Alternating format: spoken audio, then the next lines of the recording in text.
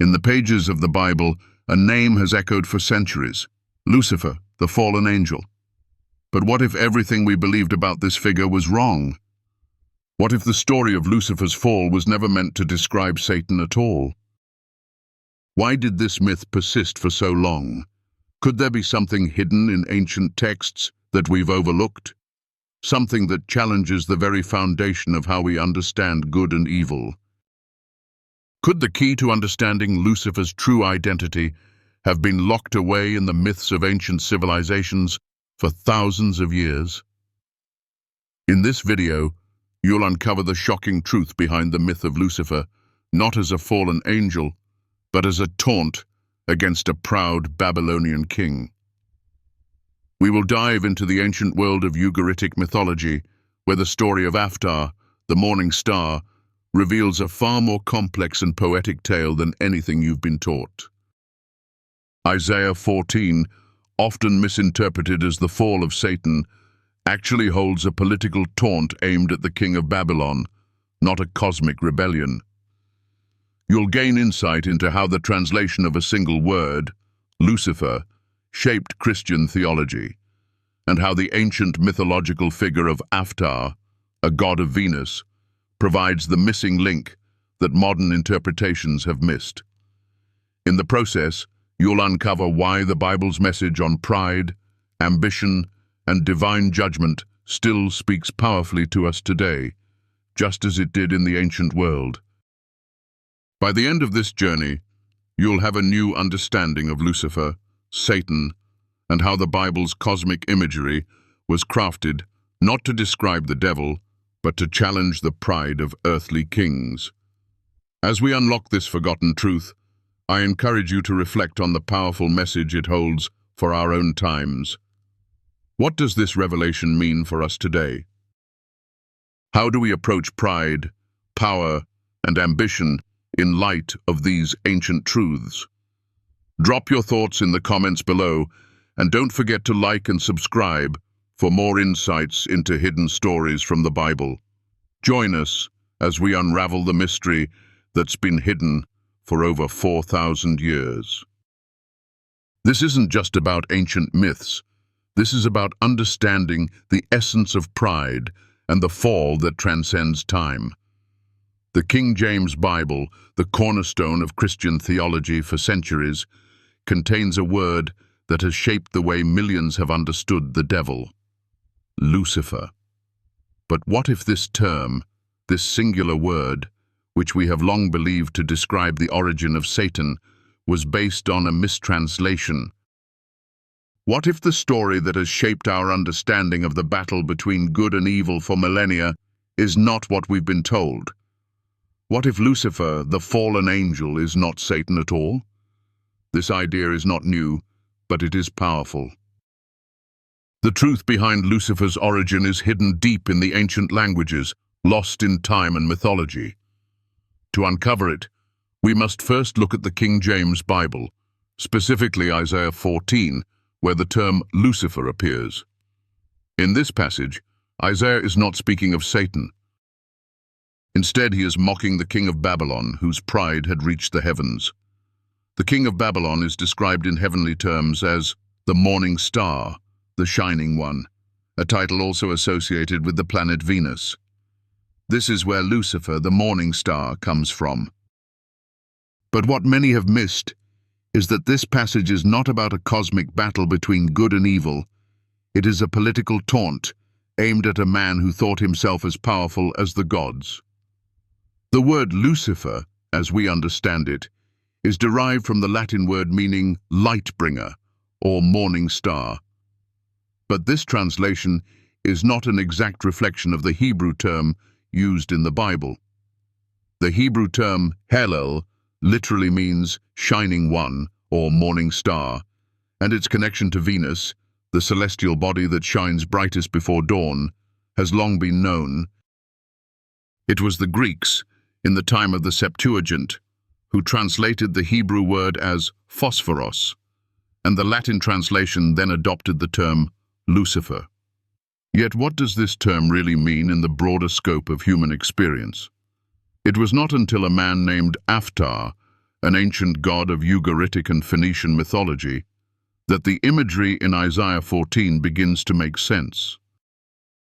Aftar, a deity associated with the planet Venus, was not just an abstract concept. He was seen as the son of dawn, the celestial one who attempted to usurp the throne of Baal, the chief god of the Canaanite pantheon. This myth speaks of pride, of a being who aspired to reach beyond his limits, only to be brought low. Sound familiar? The king of Babylon was depicted in similar terms in Isaiah, and this ancient tale wasn't lost on those who first read it. In the Bible, Isaiah describes the king of Babylon as having exalted himself, claiming a throne in the heavens, above the stars of God. But the message is clear. Pride has a consequence. The king, like Aftar, is destined for destruction. What is fascinating about this parallel is how it reflects the broader human condition.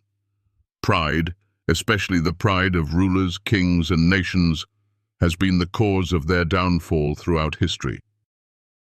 The Bible is not merely telling the tale of a celestial rebellion, but reminding us of the consequences of human arrogance. This ancient myth of Aftar reveals a deep, ancient understanding of hubris, the self-exaltation that leads to humiliation. We see this not just in the ancient world, but mirrored in the modern world, where those who ascend to great heights often find that the higher they rise, the further they fall. The message of Isaiah 14, when viewed through the lens of ancient mythology, is not about a cosmic battle between good and evil, but a warning against pride, especially when human ambition seeks to rival the divine. If we now take a step back and look at the greater context of these biblical narratives, we see that pride is not just a personal flaw, but a national and cultural danger. The story of the king of Babylon serves as a cautionary tale, a warning to every person and nation that seeks to place themselves above the divine, that the rise to power is inevitably followed by a fall. This, my friends, is not just a message for the ancient world, it is a message for us today, in every aspect of our lives, from personal to political, from the individual to the global. As we move forward, the imagery of Aftar's fall invites us to reflect on our own actions. When we elevate ourselves too highly, thinking we are untouchable, invincible, or above reproach, we risk losing the very balance that keeps us grounded. And in this balance is the heart of divine wisdom, humility. The ancient gods knew it, and the prophets of the Bible knew it too. The lesson of Isaiah 14 is timeless. In every life, in every era, the message remains the same. Pride goes before the fall. Now the power of understanding Lucifer as not merely a fallen angel, but a symbol of human arrogance, is that it removes the abstract and brings it into the realm of the real. Pride is something that affects each of us. When we take the ancient story of Aftar and the Babylonian king and apply it to our own lives, we see that we all have our moments of pride. And in those moments we must ask ourselves, how will our pride shape our future? Are we, like the kings of old, walking a path that leads to humiliation and destruction? Or can we learn from the mistakes of the past and rise to greatness with humility and wisdom? As you reflect on these stories, remember, the path of pride is a dangerous one, but the path of humility, though often harder, leads to lasting greatness. The prophecies of old were not simply words for the ancient world. They are words for us, today, and they challenge us to examine how we live, how we lead, and how we treat others. The story of Lucifer, the story of a being who tried to rise above his station, speaks to every human heart.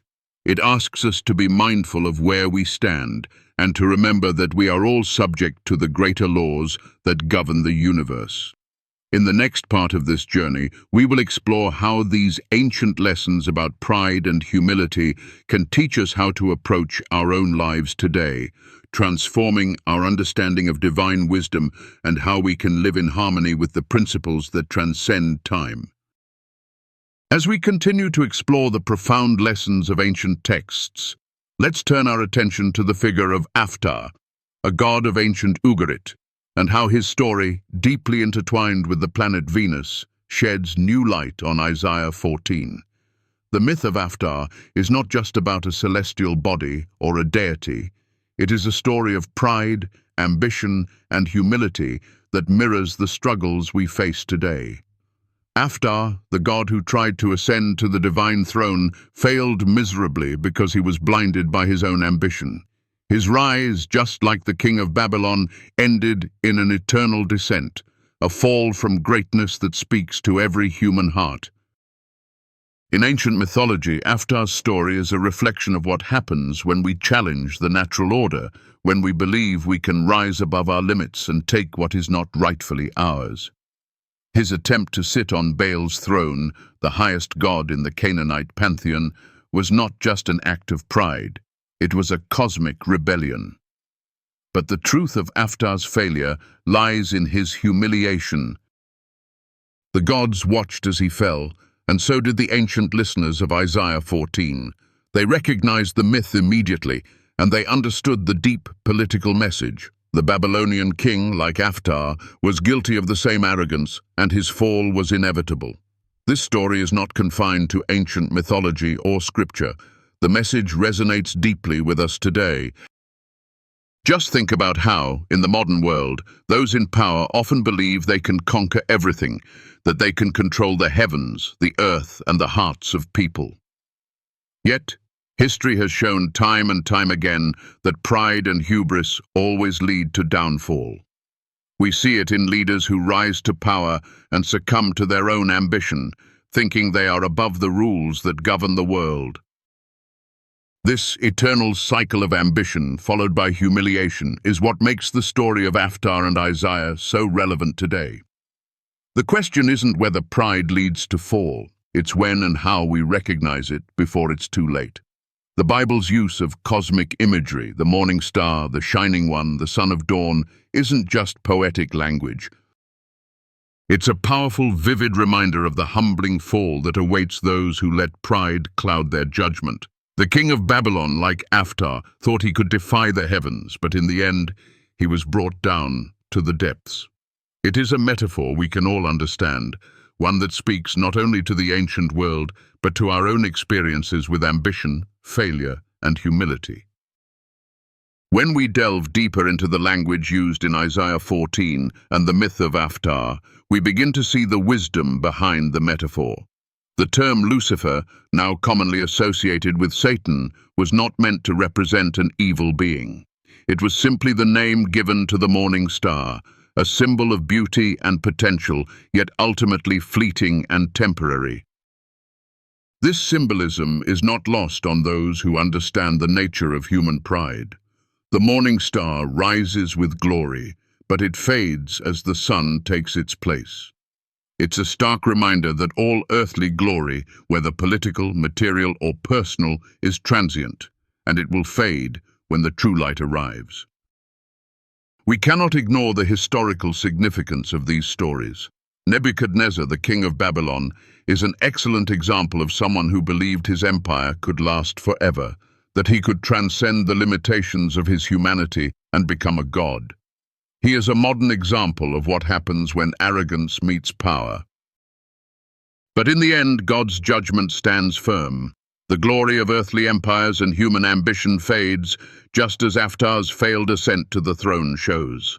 The story of pride and fall is not exclusive to ancient kings or deities. It's something we all experience on a personal level. We all have moments when we think we are untouchable, invincible, above reproach. Whether in our professional lives, our relationships, or our internal sense of self, pride can creep in and distort our perception.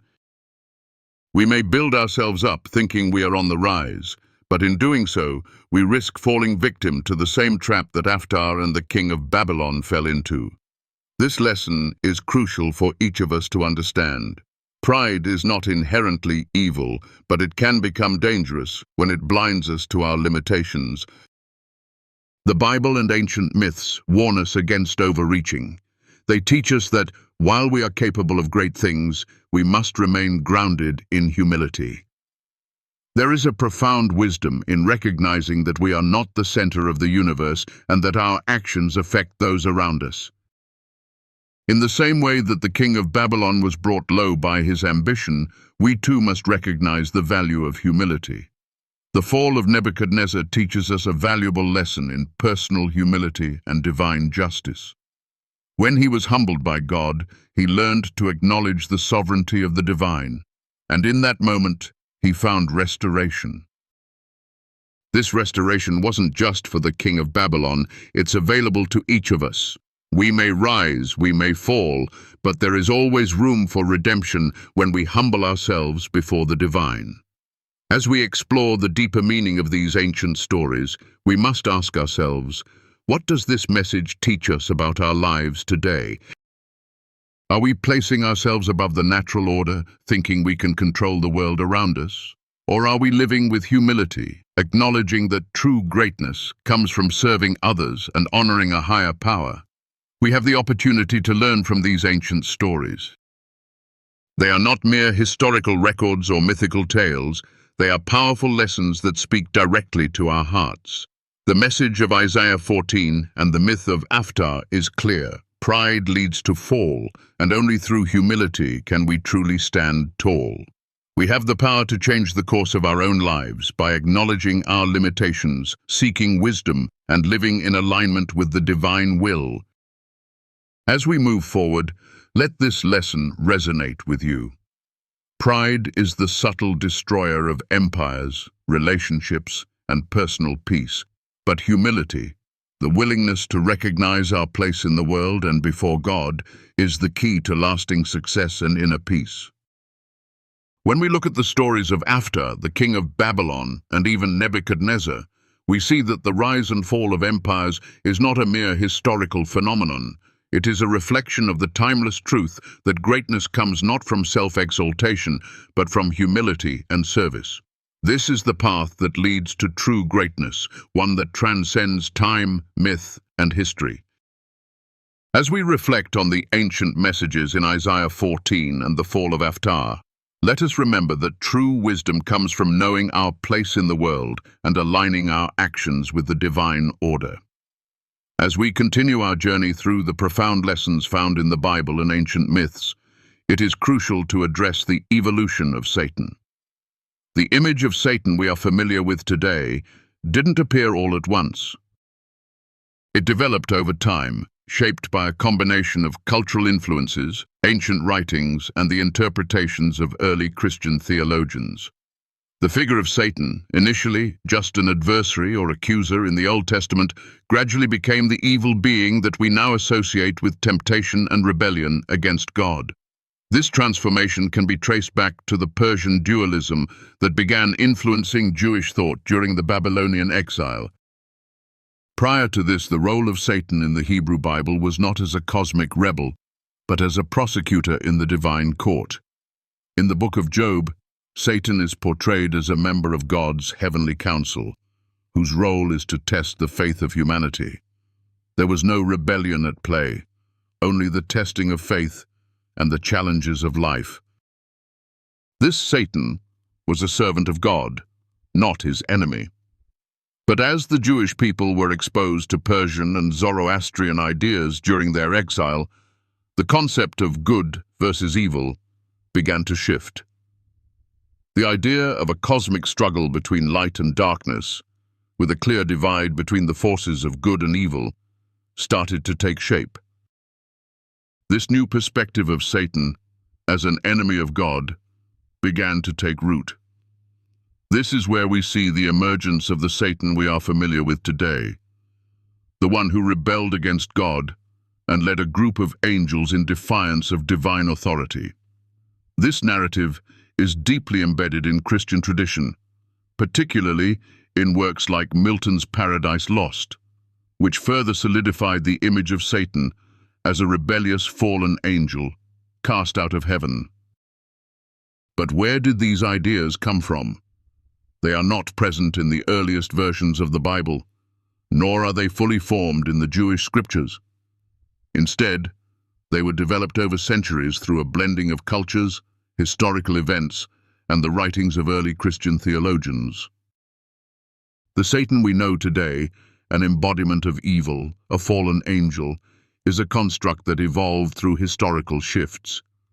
Understanding the evolution of Satan is crucial because it brings us back to the original texts, to Isaiah 14, Ezekiel 28, and Job, passages that have been misinterpreted through the lens of later theological developments. Isaiah 14, for instance, was originally a taunt against the king of Babylon, and Ezekiel 28 was directed at the king of Tyre. Yet both passages were eventually used to justify the idea of a cosmic fall of Satan. The original context was lost, and over time, these texts were reinterpreted to fit a theological narrative that had been shaped by external influences, such as Persian dualism and later Christian theology. This historical development is significant because it teaches us the importance of context. When we read the Bible today, we must be aware of the cultural and theological shifts that have influenced our interpretation of these texts. The Bible's original meaning is often distorted by the lens through which we view it. It's not that the message has changed, but our understanding of it has been shaped by historical events, theological developments, and cultural exchanges. This means that the image of Satan, the rebellious angel, the accuser, the embodiment of evil, is not as ancient as we often believe.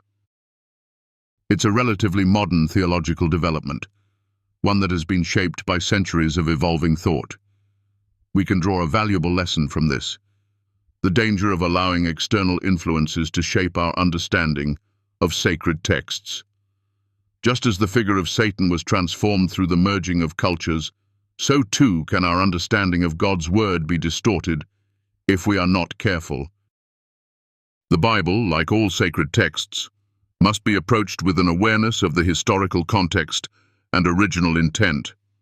When we lose sight of the original context, we risk misinterpreting the text and, in turn, misunderstanding its message. This is why it's so important to study the Bible, not just as a book of religious teachings, but as a historical document that reflects the evolving nature of human understanding. As we continue to explore the king of Tyre and the king of Babylon, we begin to see that Ezekiel 28 and Isaiah 14 were not about Satan at all, but about real earthly rulers whose pride led to their downfall. The cosmic imagery used in these passages was meant to mock the arrogance of these kings, to show that no matter how high they rose, they were still human, subject to the same divine laws that govern all of us. This is where the prophet's wisdom shines through. They were able to use the ancient mythological language of their time to convey divine judgment in a way that their audience would understand. In Ezekiel 28, the king of Tyre is described as having been in Eden, surrounded by precious stones, and as a guardian cherub. This description is not of a fallen angel, but of a king who thought himself invincible, a ruler who surrounded himself with wealth and luxury, believing himself to be untouchable. But just as Humbaba, the guardian of the cedar forest in the Epic of Gilgamesh, was brought low despite his power, so too would the king of Tyre. The message here is clear. No earthly ruler, no matter how powerful, can escape divine judgment. The king of Tyre's pride would ultimately lead to his fall, just as the king of Babylon's ambition would lead to his. This parallel between the ancient myths and the biblical prophecies is not just a coincidence. It reveals a profound truth about the nature of pride and human ambition. Both the king of Tyre and the king of Babylon, like Aftar and Humbaba, believed they could usurp the divine throne, but in the end, their pride led to their downfall. This truth resonates deeply in our world today. We see leaders, corporations, and even individuals who seek to dominate, who believe that they can control everything, yet they too are subject to the same laws that govern us all. Pride always comes before the fall, and those who seek to usurp divine authority will find themselves humbled in the end. So, As we reflect on these ancient texts and the evolution of the figure of Satan, we must ask ourselves, how are we allowing pride to shape our lives today? Are we, like the king of Babylon or the king of Tyre, allowing our ambition to cloud our judgment? Are we forgetting that there is a higher power, a divine authority, that governs all things, and that no amount of pride or ambition can change that? This is a powerful lesson, not just for rulers and leaders, but for all of us. Pride is the root of many struggles, whether it's in our relationships, our careers, or our spiritual lives. The ancient stories of Aftar, the king of Babylon, and the king of Tyre all carry the same message. Humility is the key to true greatness. When we recognize our own limitations, when we humble ourselves before the divine, we can experience the kind of restoration and peace that only comes from aligning our lives with divine will. As we come to the end of this journey through the ancient scriptures and myths, I hope the stories we've uncovered have ignited something within you, a spark of understanding, a deep reflection on the lessons that echo across time. From the story of Lucifer to the fall of Aftar, to the king of Babylon and the king of Tyre, these ancient texts are more than just stories. They are profound lessons about the human condition. They teach us about pride, humility, and the inevitable downfall that follows when we place ourselves above the divine order. These ancient kings, gods, and rulers thought they could defy the natural laws, that they could take the seat of the divine and claim dominion over all. Yet their stories remind us of a simple but powerful truth. No one is above humility, and pride always leads to destruction. Whether we are aware of it or not, these timeless messages continue to shape our world today. The struggle between light and darkness, good and evil, pride and humility, is not just a cosmic battle. It's a daily choice we make in how we live our lives, in how we treat others, and in how we perceive ourselves. But there is hope in these lessons. The story doesn't end with the fall. After the fall, there is restoration. There is grace. The divine wisdom that shines through these ancient texts is not meant to condemn, but to guide us back to a place of balance, a place where we can live with humility, where we acknowledge our place in the grand design and align ourselves with the higher purpose. When we do this, we are no longer enslaved by pride or ambition, but freed to walk in peace and true greatness. In our world today, these stories can serve as a reminder of the dangers of arrogance and the power of humility. Whether in our relationships, our work, or in our spiritual lives, we face the temptation to rise above our limits, to place ourselves in a position of authority that we are not meant to occupy. But if we take a step back and reflect on the lessons of Lucifer, Aftar, and the kings of Babylon and Tyre, we can see that the path to true fulfillment comes not from climbing higher, but from reaching deeper, deeper into humility, deeper into self-awareness, and deeper into understanding. As you reflect on these stories, I encourage you to search your own heart. Where do you see pride creeping in? Where do you feel the need to rise above others, to claim a position of power or control? And where can you choose humility instead? These stories are not just about ancient kings. They are about us, about the choices we make every day in our journey of life. If you found that this video has brought some light into your day, or if it has helped you see things from a new perspective, I humbly invite you to join me on this journey. Like and subscribe to continue exploring these timeless truths together. If you feel that this message resonates with your soul, if it has spoken to your heart in a way that you can't quite explain, I invite you to share a little bit of your energy with me.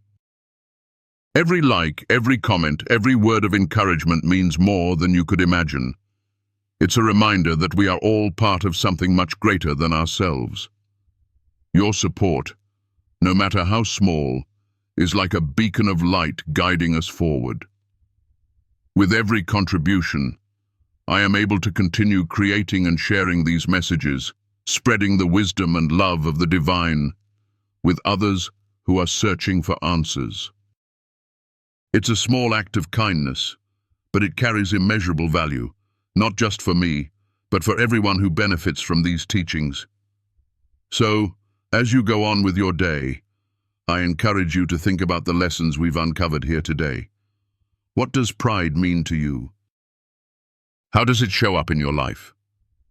And most importantly, where can you make the choice to walk in humility, to acknowledge your limitations, and to surrender your ambition to a higher purpose? Thank you from the bottom of my heart for being part of this journey. Your support makes all the difference, and together we will continue to explore the truths that can heal, uplift, and transform us. Let's keep moving forward with humility, knowing that as we grow, we can inspire others to grow with us.